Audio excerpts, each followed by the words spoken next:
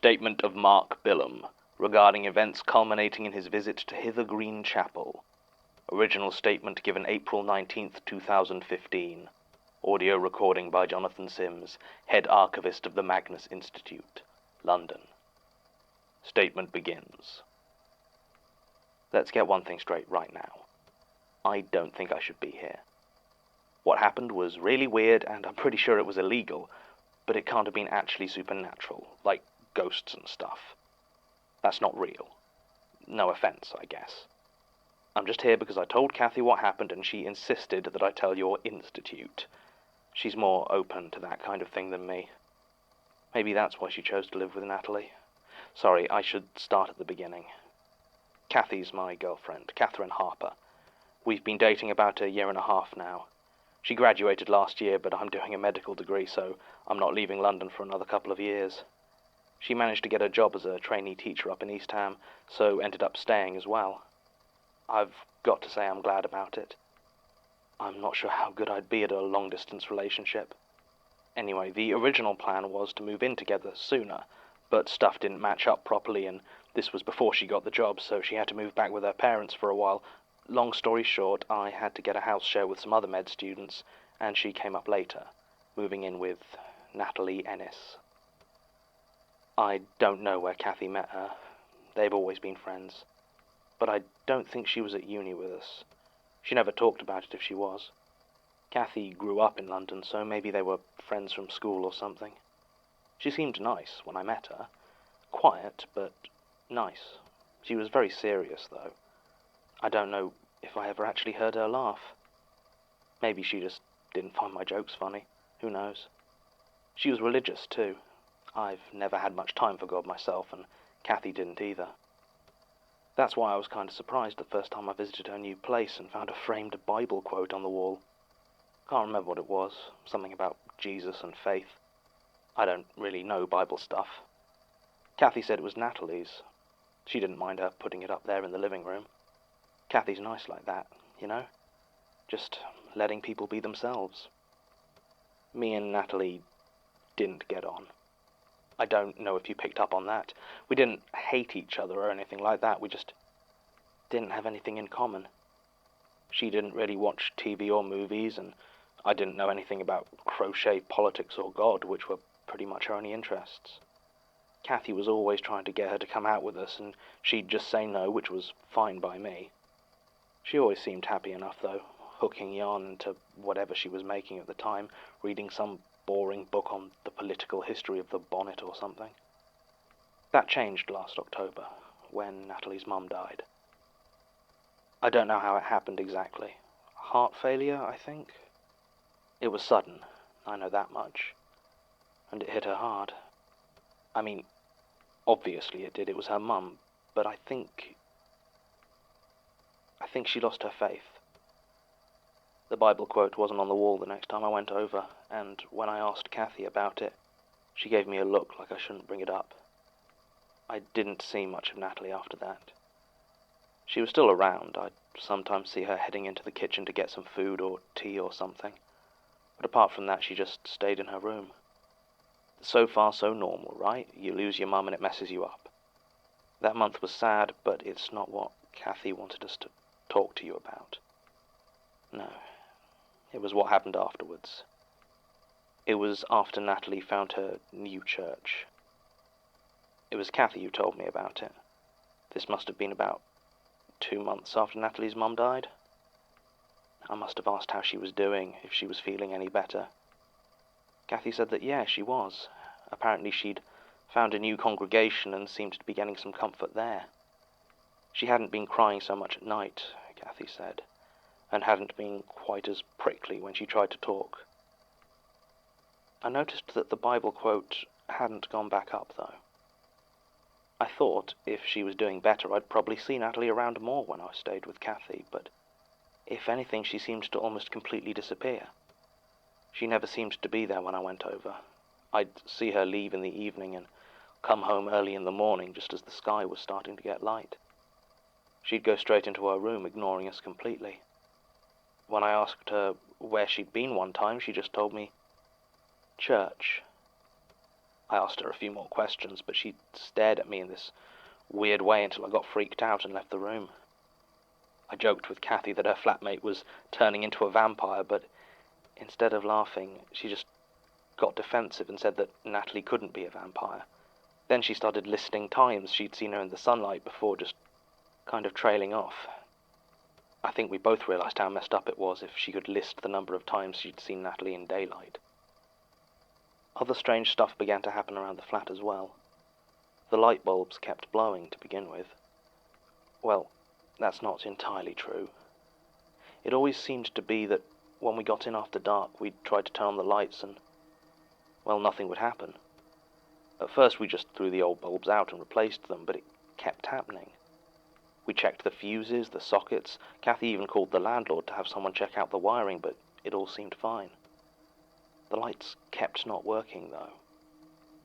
Then I had a thought. The next time it happened, instead of changing the light bulb, I just tightened it. And just like that, it turned back on. The first time this happened, I was so surprised I nearly fell off the chair I was stood on. The bulbs hadn't been breaking. Someone had been unscrewing them. Not much, not enough that we could spot it, just enough for them to not work. I say someone had been doing this, but there was only one person it could have been. For some reason, Natalie had been unscrewing all the light bulbs in the flat every chance she got. That was also when Kathy started to look so tired. She kept nodding off when we went out for dinner and would often zone out if we were watching TV. I asked her about it, but she just brushed it off and said she hadn't been sleeping well. It wasn't until she got so tired she almost walked out in front of a car while she was crossing the road that I finally got her to tell me what was going on. She said that Natalie had started staying home at nights, but she was so loud that it stopped her sleeping. Natalie would wander through the living room and sing in a language Kathy didn't know, and the tune was so discordant that it set her teeth on edge. Natalie would stop singing if she came into the living room, but would then just move to her room and the song would start again. Kathy even said that when Natalie did leave, always at night, there would still be the sound of movement from her room, shuffling, thumping noises, and occasionally the sound of something being knocked onto the floor. She'd come close to opening the door so often, but could never bring herself to do so. It seemed to be louder when she was trying to sleep, and once she thought it had moved into the living room, but she didn't go out to check. So no, Kathy wasn't getting much sleep. She started staying over with me a lot, as she said she just couldn't handle living alone with Natalie. One night, she arrived at my house almost in tears. I took her up to my room and sat her on the bed. She stared at me for a few seconds, and I was about to ask what was wrong when she started to speak. She said that Natalie had tried to convert her. She had come to Kathy's room earlier that night, knocked on the door, very polite. She'd seemed cheerier than she had since her mum's death, and asked if Kathy wanted to have some dinner and talk. Now, obviously Kathy had wanted to discuss moving out for months, but she'd never been in a fit state, so she jumped at the chance. The dining room was dark. Natalie must have unscrewed the light bulb again, because the switch did nothing. Thin slivers of moonlight coming through the curtains gave just enough light to see the table, and two bowls at either end. Natalie sat at one end and waved for Kathy to sit at the other. Kathy had wanted to run, but didn't know quite how to do so. She said it would have felt rude, so she sat down and tried to eat what Natalie had prepared. She thought it might have been spinach, but if so, it must have been boiled for far too long, and all that remained was a stringy, limp mush. It was stone cold, and she could barely get through 2 forkfuls before she started to retch. It was so slimy. She pushed it away as gently as she could. She said Natalie just watched, not even glancing at her own bowl. Finally, Kathy managed to get the nerve to speak, and told her she wanted to move out. There was silence for a long second. Then Natalie had said she did as well. I'll admit I sighed with relief when Kathy said that, but she shook her head and continued.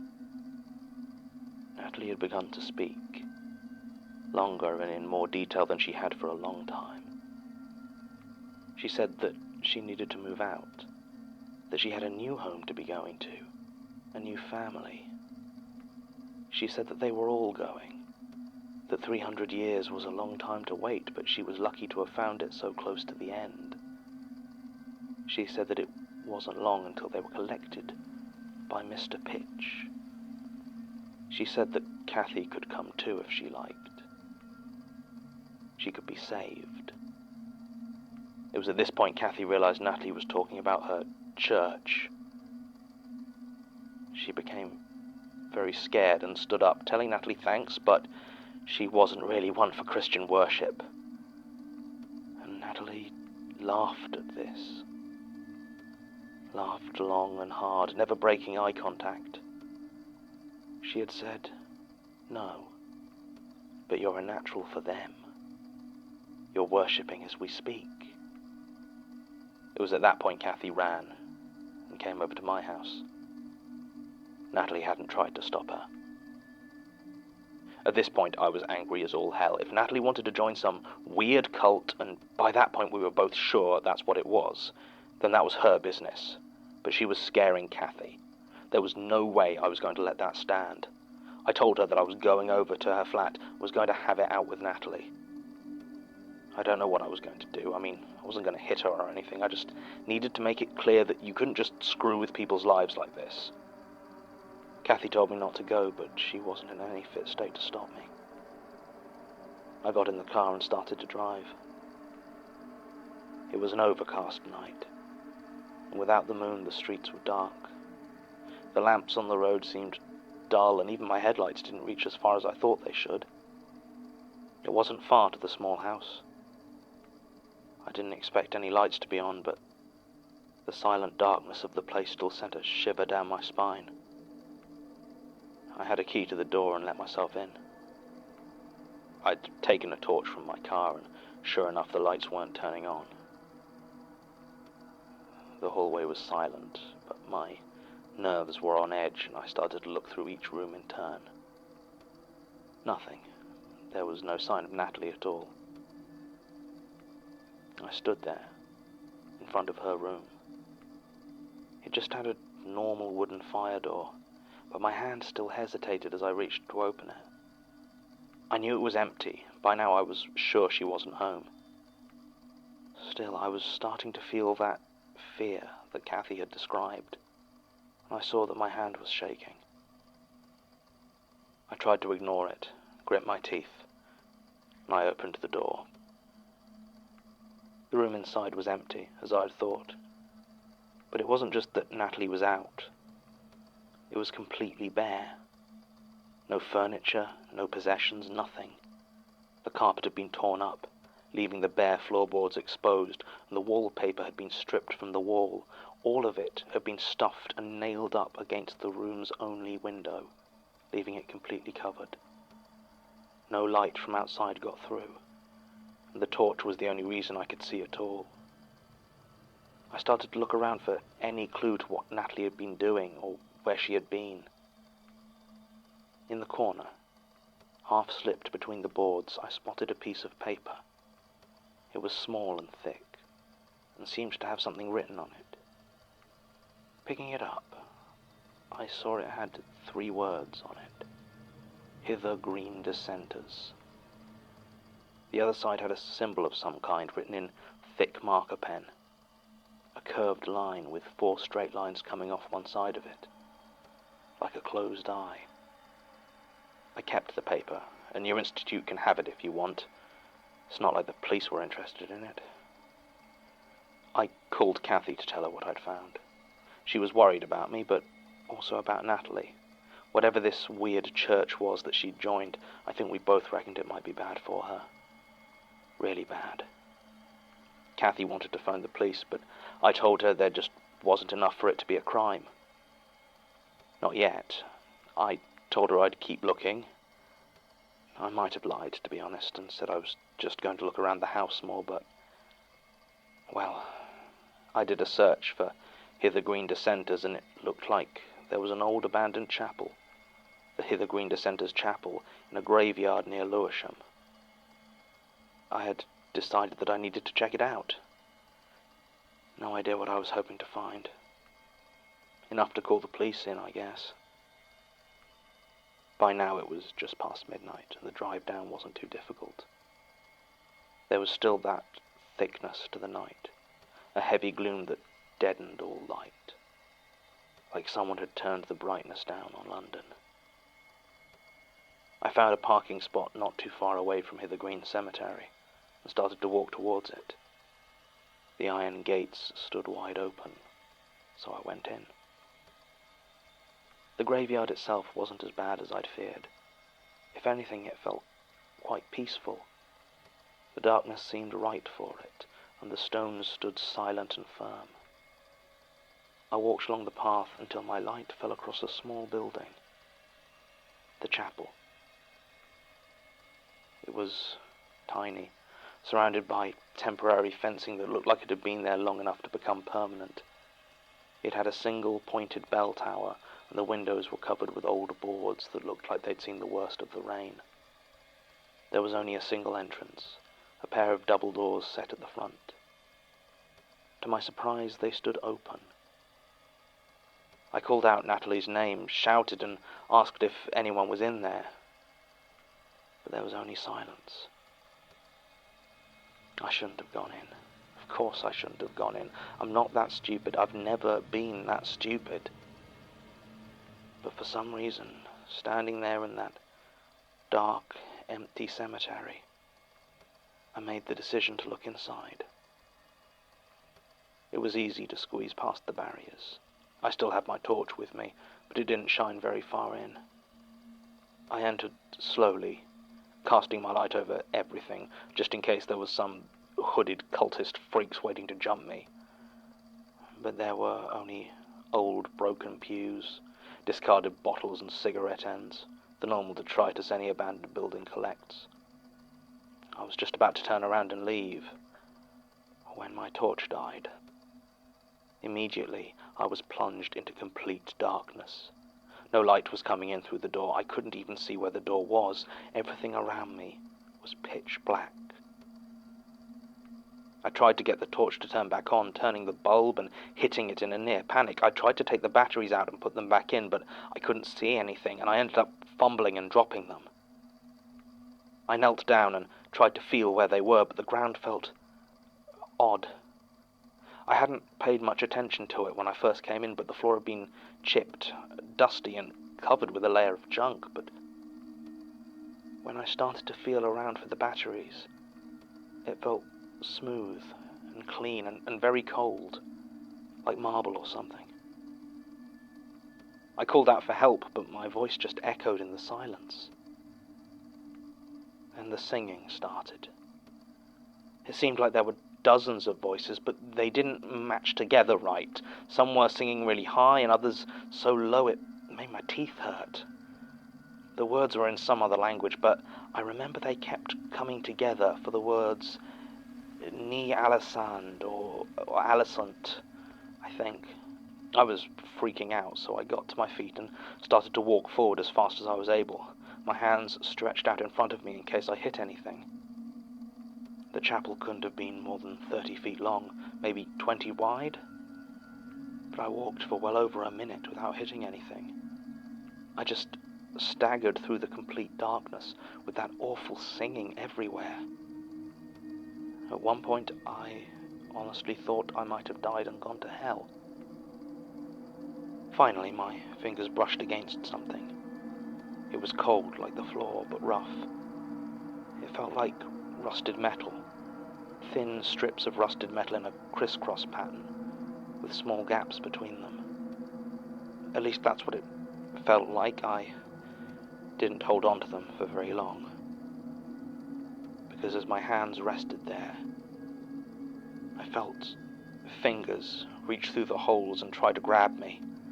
I couldn't see them, but they felt leathery as they brushed against my skin. I screamed and leapt back, falling to the floor, and as I did so, I felt something hard jab me in the hip. It was my phone. In all that had happened, I'd forgotten I had it. I reached in and pressed the button, and the screen lit up, faint and barely visible, but I started crying like it was the first light I had seen in months. It didn't light up anything else, but as the singing began to crescendo, I desperately went to the torch function and turned it on.